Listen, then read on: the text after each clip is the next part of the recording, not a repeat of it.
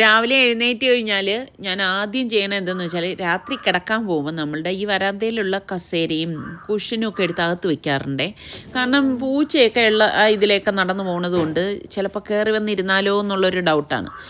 അപ്പോൾ രാവിലെ എഴുന്നേറ്റ ഉടൻ തന്നെ ആദ്യം ഞാൻ ചെയ്യണത് അതെല്ലാം തിരിച്ച് അതാത് സ്ഥലങ്ങളിലേക്ക് കൊണ്ടുവയ്ക്കുകയാണ്. എന്നും രാത്രി ഇത് പതിവ് തന്നെയാണ് കേട്ടോ.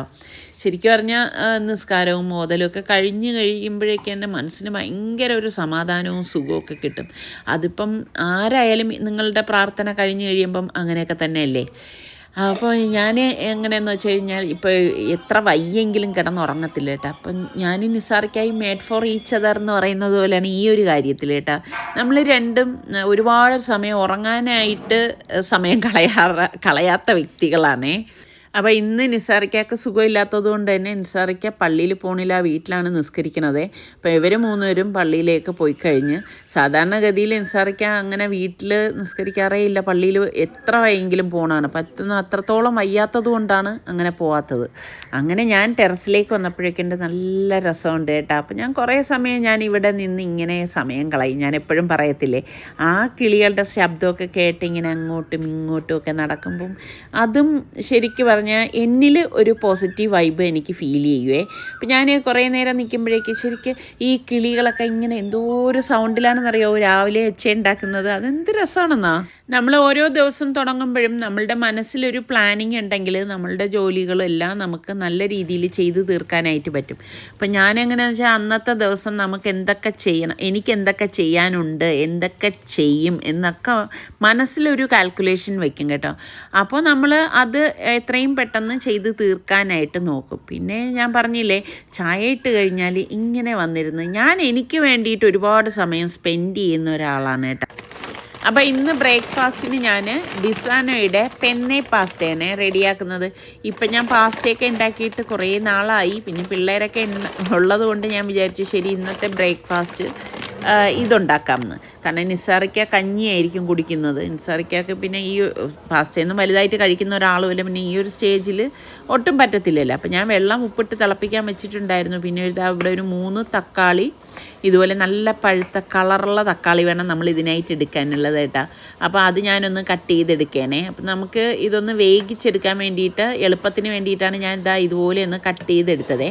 ഇത് നമുക്കൊരു പാത്രത്തിലേക്കൊന്ന് മാറ്റി കൊടുക്കാം. ശരിക്കും പറഞ്ഞാൽ പല രീതിയിൽ പാസ്ത നമുക്ക് റെഡിയാക്കി എടുക്കാമല്ലോ. അപ്പോൾ ഞാനൊരു 8-10 വെളുത്തുള്ളി എല്ലിയും കൂടി ഇതിലേക്ക് ഇട്ടിട്ട് കുറച്ച് വെള്ളം ഒഴിച്ചിട്ട് ഇനി നമുക്ക് ഇതൊന്ന് വേവിച്ചെടുക്കണം കേട്ടോ. ഇതുപോലെ ഒന്ന് വെന്ത് വന്നു കഴിയുമ്പോൾ ഗ്യാസ് ഇത് ഓഫ് ചെയ്ത് മാറ്റി വെക്കാം. പിന്നെ ചിക്കനിലേക്ക് മുളക് പൊടി, മഞ്ഞൾപ്പൊടി, ഗരം മസാല പൊടി, പിന്നെ നമുക്ക് പാകത്തിനുള്ള ഉപ്പിട്ട ശേഷം നമുക്ക് oregano, parsley leaf, mint leaf ഇത്രയും നമുക്ക് ഇതിലേക്ക് ചേർത്ത് കൊടുക്കണം. ഇതൊക്കെ ഇടുമ്പോഴാണ് നല്ല ടേസ്റ്റ് ഉണ്ടാവണേ. കുറച്ച് ചില്ലി ഫ്ലേക്സും കൂടി ഇട്ട് കൊടുക്കുക. എന്നിട്ട് നന്നായിട്ടൊന്ന് മിക്സ് ചെയ്ത് കൊടുക്കാം. മിക്സ് ചെയ്ത ശേഷം ഞാനിതിലേക്ക് 1 ടേബിൾ സ്പൂണോളം തൈര്, നല്ല കട്ടിയുള്ള തൈരാണ് ചേർത്ത് കൊടുത്തിരിക്കുന്നത്. ഇതൊക്കെ ഇടുമ്പോഴാണ് ഇതിന് നല്ല ഒരു വെറൈറ്റി ടേസ്റ്റ് കിട്ടുന്നത് കേട്ടോ. അത് നല്ലതുപോലെ മിക്സ് ചെയ്ത ശേഷം 1 ടേബിൾ സ്പൂൺ ഓയിലും കൂടി നമുക്ക് ഒഴിച്ചു കൊടുക്കാം കേട്ടോ.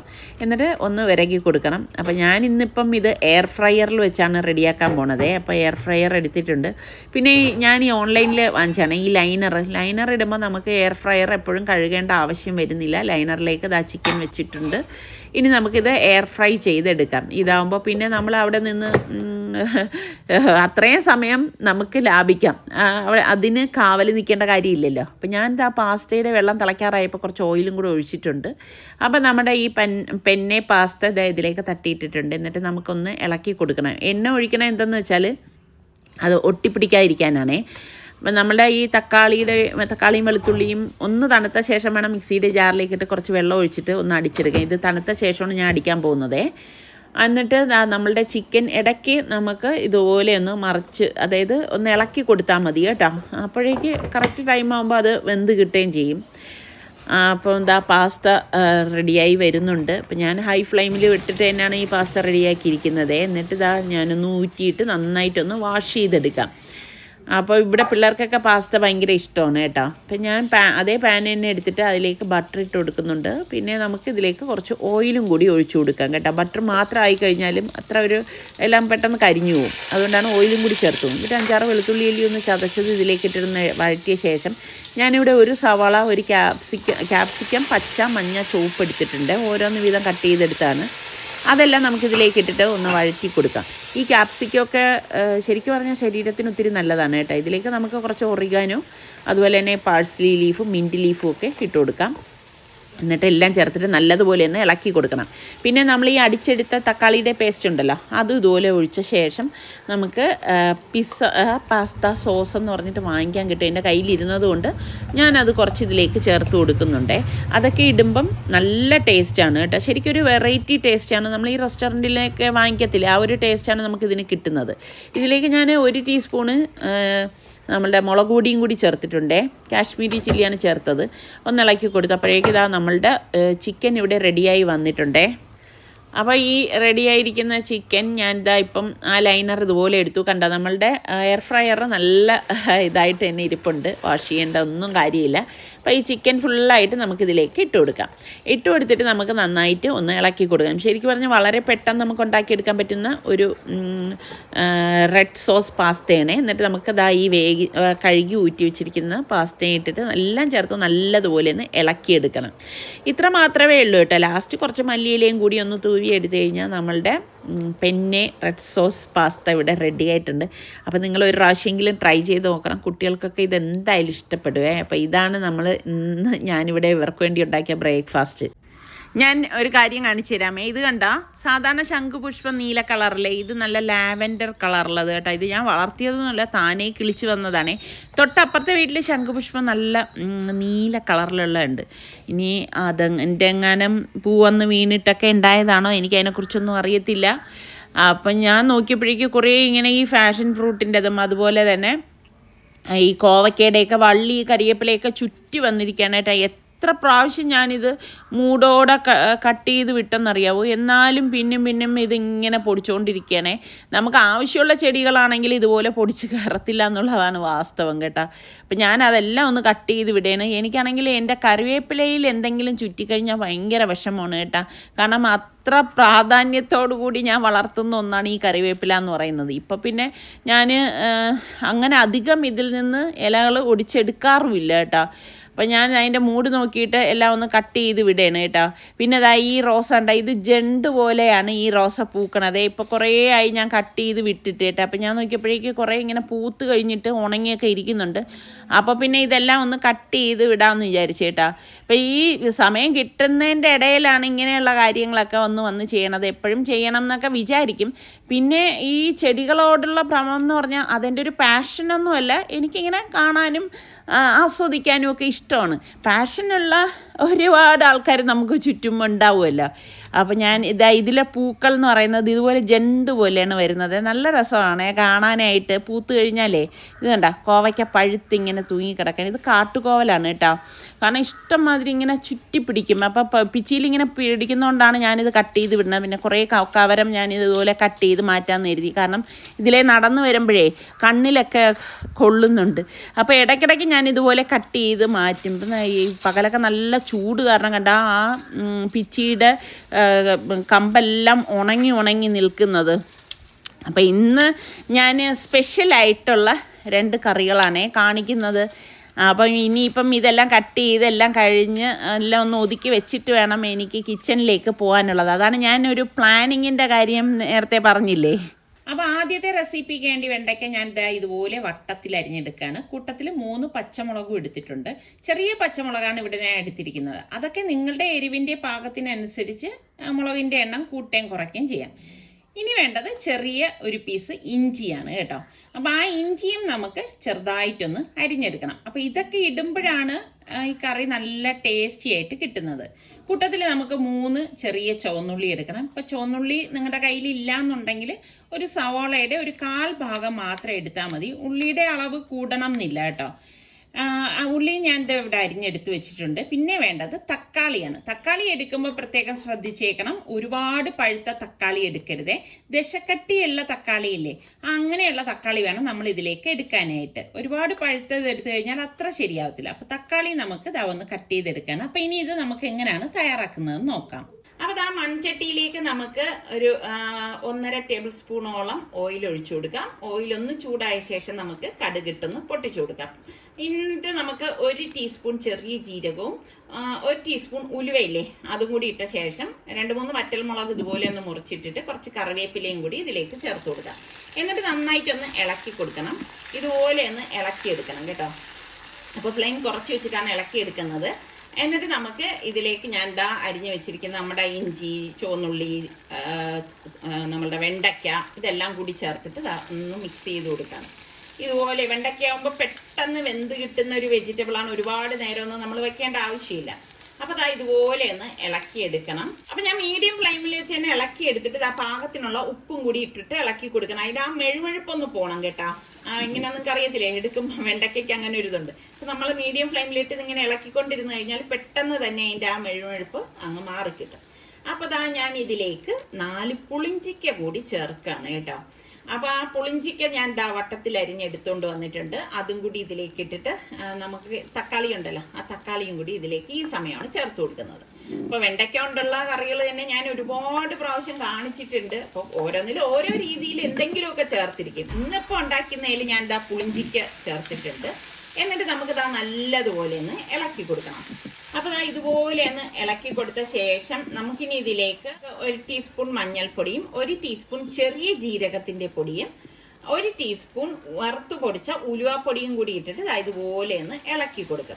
അപ്പോൾ ആ തക്കാളി അങ്ങ് വെന്തുടയൊന്നും വേണ്ട. ഈ ഒരു രീതിയിൽ ഇളക്കി കൊടുത്ത ശേഷം ഞാൻ ഗ്യാസ് ഓഫ് ചെയ്തു. അപ്പം ഞാൻ ഇതിലേക്ക് ഏകദേശം 1.5 കപ്പ് തൈര് ഉടച്ചെടുത്തിട്ടുണ്ട്. അതും കൂടി ഒഴിച്ചിട്ട് നന്നായിട്ടൊന്ന് മിക്സ് ചെയ്ത് കൊടുക്കാം.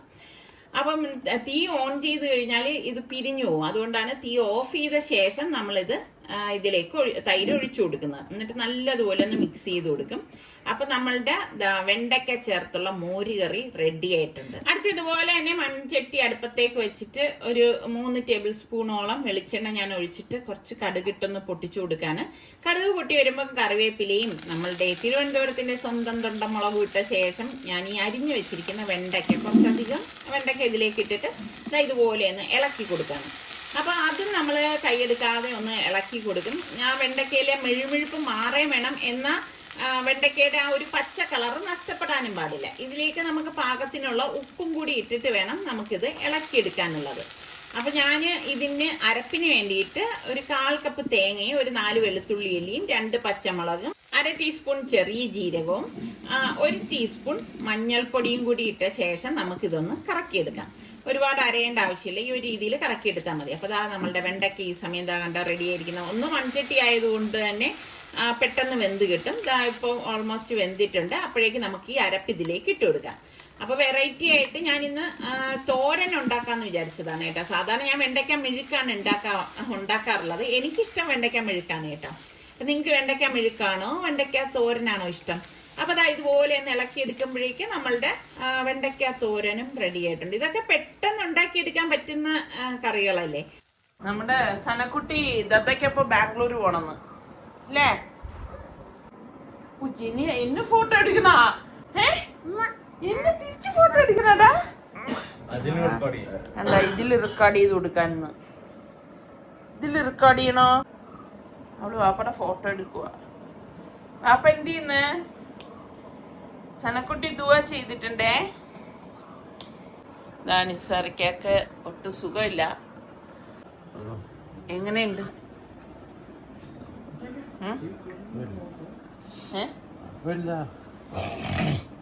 ഇങ്ങനെ ഈ പനി വരാൻ വേണ്ടിയിട്ടുള്ളതാണോ?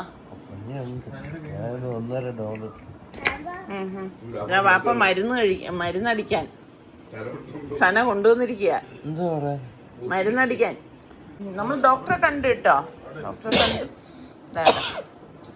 ഇത് തന്നെയാണ്.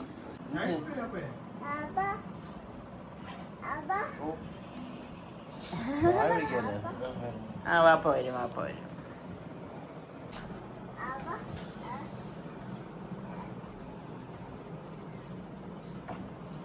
അങ്ങനെ ഞാനും ഇതാ ഇത് വാങ്ങിയായിരുന്നേ. അപ്പൊ ഞാൻ കുറേ ദിവസം കൊണ്ടേ നിങ്ങളുടെ അടുത്ത് ഇത് കാണിക്കണം എന്ന് വിചാരിക്കുന്നു. പിന്നെ ഇവിടുത്തെ ഓരോ തിരക്കിന്റെയും കാര്യത്തിന്റെ ഇടയിൽ കാണിക്കാൻ പറ്റാത്തതാണ്. ഇതിപ്പോ ഞാൻ വാങ്ങിയത് ദുബായിൽ നിന്നാണ് കേട്ടോ. ഞാൻ വാങ്ങിയ സമയത്ത് 99 ദിർഹംസ് ആയിരുന്നു. പിന്നെ ഞാൻ കേട്ടു അതിനൊക്കെ കുറവായി എന്ന് കേട്ടു. എന്തായാലും ഈ സംഭവം ഇവിടെ എത്തിയപ്പോഴേക്ക് കുറച്ച് ഇതാ ക്രാക്കും കാര്യമൊക്കെ ഉണ്ടായിരുന്നു. പിന്നെ നമ്മുടെ സുൽത്താൻ അതൊക്കെ ഒന്ന് ഒട്ടിച്ചു. കാരണം 99 ദിർഹംസിന് ഇതുണ്ടോന്ന് ചോദിച്ചു കഴിഞ്ഞാൽ അതിന് വರ್ತല്ല കേട്ടോ. അതിന് വില കുറഞ്ഞൊക്കെ കിട്ടുകയാണെങ്കിൽ ലാഭമാണ്. കാരണം ഇതിന്റെ ഈ ഒരു പ്ലാസ്റ്റിക് ഉണ്ടാ അത് അത്ര ഒരു സേഫ് അല്ല. സേഫ് മീൻസ് നമ്മുടെ കയ്യിൽ താഴെ വീണ പൊട്ടും, ആ ഒരു ടൈപ്പാണേ. അപ്പൊ ഞാൻ ഇതുപോലെയൊക്കെ വരുത്തിച്ച് വെക്കും. പിള്ളേർ പറയണേ എൻ്റെ അമ്മ ഇത് ആമസോണിലൊക്കെ ഉള്ളതാണ് എന്ന് പറഞ്ഞു. എന്നാലും അങ്ങനെ അല്ലല്ലോ നമുക്ക്. എനിക്കിങ്ങനെ ഇതൊക്കെ കാണുമ്പോഴേക്കും നല്ല പ്രൊഡക്റ്റ് ആണെങ്കിൽ വാങ്ങിക്കണം എന്നൊക്കെ തോന്നും. അപ്പൊ ഇതെന്തായാലും ഞാൻ കാണിച്ചു തരാമേ. കറക്റ്റ് ഇതില് നമുക്ക് വെളുത്തുള്ളി പൊളിക്കാൻ പറ്റുമോ. പിന്നെ ഞാൻ കുറച്ച് കൂർക്ക വാങ്ങിച്ചു വെച്ചിട്ടുണ്ട്. ഒന്ന് ഞാൻ വിചാരിച്ചു നിങ്ങളുമായിട്ട് ഒന്ന് നോക്കി നോക്കാം. ഞാൻ ഇതിനു മുൻപ് വെളുത്തുള്ളി ഒന്ന് പൊളിച്ചെടുത്തിട്ടുണ്ടായിരുന്നു. എന്നാലും നിങ്ങളെ ഒന്ന് കാണിച്ചുകൊണ്ട് ഞാനിപ്പോൾ ഒന്ന് പൊളിച്ച് കാണിച്ചു തരാമേ. ഈ എടുത്തിരിക്കുന്ന വെളുത്തുള്ളി ഞാനിപ്പം ആദ്യം മുഴുവനെ തന്നെ ഇട്ടിട്ട് ഒന്ന് കറക്കി നോക്കുകയാണ് കേട്ടോ. എനിക്ക് ഇത് ഇങ്ങനെ ഫിക്സ് ചെയ്യുന്നത് കുറച്ചൊരു ബുദ്ധിമുട്ടായിട്ട് തോന്നിയിട്ടുണ്ടായിരുന്നു. ഇതിൽ ആരോയും ഒക്കെ കൊടുത്തിട്ടുണ്ട് എങ്കിൽ. അപ്പോൾ ഇതാ ഇതൊന്ന് കറക്കി കുറച്ച് നേരം ഒന്ന് പ്രസ് ചെയ്ത് വെച്ചപ്പോഴേക്ക് ഇതാ അതിൻ്റെ പുറത്തുള്ള തോലെല്ലാം പോയിട്ടുണ്ട്. പക്ഷേ നമ്മൾ ശ്രദ്ധിക്കേണ്ട കാര്യം ഈ സെൻറ്ററിലുള്ള ഈ പോർഷൻ ഉണ്ടല്ലോ, അത് ഇളക്കി മാറ്റിയിട്ട് വേണം ഇടാനുള്ളതെന്നാണ് തോന്നുന്നത് കേട്ടോ. അപ്പം ഞാൻ ആ സെൻറ്ററിലെ പോർഷൻ മാറ്റിയിട്ട് വീണ്ടും ഒന്ന് കറക്കി നോക്കി. ഈ വിലക്കുണ്ടോയെന്ന് ചോദിച്ചാൽ അതിനില്ല. അപ്പോൾ ഇതാ ഇത്രയാണ് നമുക്ക് തോല് പൊളിച്ച് കിട്ടിയിട്ടുള്ളത്. ഇതാ ഈ കൂർക്ക ഞാൻ എടുത്തിട്ടുണ്ട്. ഇത്രയും കൂർക്ക നമുക്ക് ഞാനിപ്പോൾ ഇത് കഴുകിയിട്ടൊന്നുമില്ല കേട്ടോ. വാങ്ങിച്ചതുപോലെ തന്നെ ഇരിക്കുകയാണ്. കാരണം ഇത് ക്ലീൻ ചെയ്ത ശേഷം കഴുകാമെന്ന് വിചാരിച്ചു. അപ്പോൾ ഇത് കൂർക്ക ഒന്ന് ക്ലീൻ ചെയ്ത് നോക്കാമേ. കൂർക്ക ഇടണേ. ഒരുപാട് കൂർക്ക ഇടുന്നില്ല. ഞാനൊരു 3 എണ്ണം വെച്ചിട്ട് 3 4 എണ്ണം വെച്ചിട്ട് നമുക്ക് നോക്കാം കേട്ടോ. എല്ലാം കൂടി ഇട്ട് കഴിഞ്ഞാൽ പിന്നെ ഈ മെഷീൻ അത് താങ്ങുമെന്ന് എനിക്ക് തോന്നുന്നില്ല. ഇതിപ്പോൾ നമുക്കിനിയിപ്പോൾ പിച്ചാത്തി ഇട്ടൊന്ന് ക്ലീൻ ചെയ്താൽ മതി കേട്ടോ. മെയിനായിട്ടുള്ള സംഭവമൊക്കെ ഇങ്ങനെ തോല് കളഞ്ഞ് ഇതുപോലെ വന്നിട്ടുണ്ട്. പരസ്യങ്ങളിൽ കാണിക്കുന്നത് പോലെ അങ്ങ് മുഴുവനായിട്ട് തോല് കളഞ്ഞൊന്നും വന്നിട്ടില്ല. നിസാറിക്കാക്ക് സുഖമില്ലാത്തതുകൊണ്ട് നിസാറിക്കാക്ക് കൊടുക്കാൻ വേണ്ടിയിട്ട് കഞ്ഞി ഉണ്ടാക്കാമെന്ന് വിചാരിച്ചേ. പൊടിയരിയിലാണ് കഞ്ഞി ഉണ്ടാക്കണത്. അപ്പം ഞാൻ ഉപ്പും ചേർത്ത് തന്നെയാണ് കഞ്ഞി റെഡിയാക്കി എടുക്കുന്നത്. സത്യം പറഞ്ഞാൽ എനിക്കും ഭയങ്കര ത്രോട്ടിനും ഒക്കെ ഭയങ്കര ഒരു ബുദ്ധിമുട്ടാണ്. ഈ ക്ലൈമറ്റിൻ്റെ ആണെന്ന് അറിയത്തില്ല. ഒരു 4 വിസിൽ വരെ വേവിച്ചെടുക്കാമേ. അപ്പോൾ ദാ ഈ കൂർക്ക ഞാൻ നന്നായിട്ടൊന്ന് കഴുകിയെങ്കിലും ഇനിയും അതിലേക്ക് കുറച്ച് അഴുക്ക് പോലെയൊക്കെ ഉണ്ട്. അപ്പോൾ അതൊക്കെ ഒന്ന് കത്തി കൊണ്ട് തന്നെ ഇതാ കട്ട് ചെയ്ത് മാറ്റണേ. എന്നിട്ട് നല്ലതുപോലെ കഴുകി എടുത്തിട്ടുണ്ട്. സത്യം പറഞ്ഞാൽ ഇതൊരു മെനക്കേട് കേസായിപ്പോയി എന്ന് തന്നെ പറയാൻ കേട്ടോ. ഞാനൊട്ടും തൃപ്തയല്ല ഇതിലെ. കാരണം ഒത്തിരി ടൈം എടുത്തു. എനിക്കെന്തോ ഇത് അത്ര ഒരു വർത്തായിട്ട് എനിക്ക് തോന്നുന്നില്ല കേട്ടോ. പിന്നെ ഇത് എൻ്റെ മാത്രം അഭിപ്രായമാണ്. അപ്പോൾ എനിക്കിഷ്ടപ്പെട്ടിട്ടില്ല കേട്ടോ. അപ്പം ചില സമയങ്ങളിലെ ചില തീരുമാനങ്ങൾ വളരെ തെറ്റായി പോകും എന്നുള്ളതിന് ഉദാഹരണമായിപ്പോയി എൻ്റെ കാര്യത്തിൽ ഇത് കേട്ടോ. എന്തായാലും ഇനിയിപ്പം ഇത് ഒന്ന് വൃത്തിയാക്കി എടുക്കാം. പിന്നെ വെളുത്തുള്ളി കുഴപ്പമില്ലാതെ കിട്ടിയെന്ന് വേണം പറയാൻ, തോലൊക്കെ കളഞ്ഞിട്ട്. എന്നാലും നമ്മൾ കൈകൊണ്ടാവുമ്പോഴേക്കും എനിക്ക് തോന്നുന്നു കുറച്ചുകൂടിയൊക്കെ ഫാസ്റ്റായിട്ട് ചെയ്യാൻ പറ്റുമായിരുന്നു എന്ന് എൻ്റെ ഒരു തോന്നൽ കേട്ടോ. ഇപ്പം എന്നെപ്പോലെ ഇത് വാങ്ങിയിട്ട് ഇഷ്ടപ്പെട്ടവരോ ഇഷ്ടപ്പെടാത്തവരോ ഉണ്ടെങ്കിൽ ഒന്ന് കമൻറ്റ് ചെയ്യണേ. ബാക്കിയുള്ളവർക്കും കൂടി അറിയാൻ സാധിക്കുമല്ലോ. എന്തായാലും കൂർക്കയല്ല ഞാനൊന്ന് അരിഞ്ഞെടുക്കണേ. എനിക്കിഷ്ടമുള്ളൊരു വെജിറ്റബിളല്ല, ഒരു കിഴങ്ങാണ് കൂർക്ക എന്ന് പറയുന്നത്. ഇതാരൊക്കെയാ വന്നിരിക്കണത്?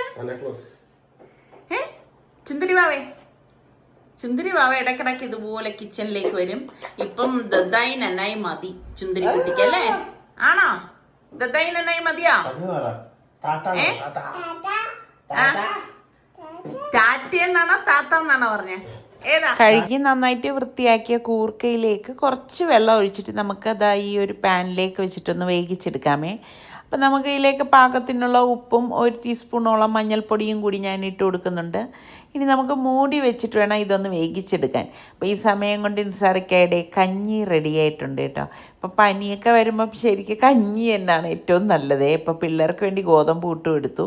അപ്പോൾ ഈ കൂർക്ക ഒന്ന് വെന്ത് വരുന്ന സമയത്ത് നമുക്ക് 1 ടീസ്പൂണ് കാശ്മീരി ചില്ലി പൗഡറും 1 ടീസ്പൂൺ ഗരം മസാല പൊടിയും കൂടി ഇട്ട് കൊടുത്തിട്ട് ഞാനൊന്ന് ഇളക്കി കൊടുക്കണേ. ഇനി ഞാൻ വീണ്ടും ഒന്ന് മൂടി വെച്ച് കൊടുക്കുകയാണ്. കൂർക്ക പെട്ടെന്ന് തന്നെ വെന്ത് കിട്ടും കേട്ടോ. ലാസ്റ്റ് നമുക്ക് കുറച്ച് വെളിച്ചെണ്ണയും കൂടി ഒഴിച്ചിട്ട് ഒന്ന് ഇളക്കിയെടുക്കണം കേട്ടോ. അപ്പം നല്ല ടേസ്റ്റാണ്. അപ്പോൾ ഈ രീതിയിൽ നിങ്ങൾ ഉണ്ടാക്കി നോക്കിയിട്ടില്ലെങ്കിൽ ഒന്നുണ്ടാക്കി നോക്കണേ. പിന്നെ നിങ്ങൾക്ക് വെളുത്തുള്ളി ചതച്ചതോ കറിവേപ്പിലൊക്കെ വേണമെങ്കിൽ ഇടാം. ഇന്നിപ്പം ഞാൻ ഇതൊന്നും ഇടുന്നില്ല. അപ്പം നമ്മളുടെ പൊടിയരിക്കഞ്ഞിയും ഈ ഒരു കൂർക്ക മെഴുക്കുവരട്ടിയാണ് നിസാർക്കാക്ക് ഇന്നിപ്പോൾ ഡിന്നറായിട്ട് ഞാൻ കൊടുക്കുന്നത് കേട്ടോ. അടിപൊളിയാണ് ഇത്. ഏത് മദാമയാ? എവിടുത്തെ മദാമയാ? എവിടെ? എവിടുത്തെ? നോക്കട്ടെ. സനക്ക് അറിയില്ല. ഇല്ല വർത്തമാനം പറയാൻ അറിയത്തില്ല. എന്താ സ്റ്റൈല്. ഓഹോ